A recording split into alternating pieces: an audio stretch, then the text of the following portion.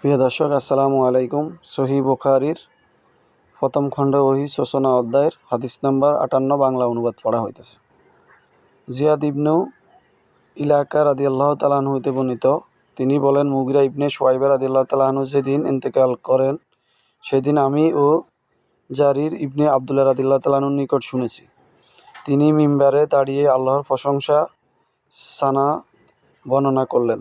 তোমরা এক আল্লাহকে ভয় করো, যা কোনো অংশীদার নেই, এবং নতুন কোনো নেতার আগমন না হওয়া পর্যন্ত শৃঙ্খলা বজায় রাখো। অতি সত্য তোমাদের নেতা আগমন করবেন। অতঃপর জারির রাদিয়াল্লাহু তাআলা আনহু বলেন, তোমাদের নেতার জন্য ক্ষমা চাও, কেননা তিনি ক্ষমা পছন্দ করেন। অতঃপর বললেন,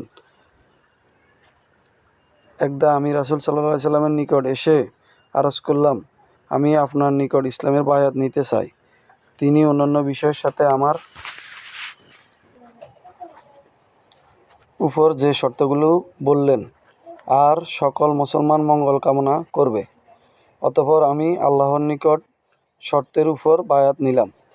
এই মসজিদের প্রতিপালকের শপথ, আমি তোমাদের মঙ্গলকারী। অতঃপর তিনি আল্লাহর নিকট ও ক্ষমা প্রার্থনা করলেন এবং মিম্বার হইতে নেমে গেলেন।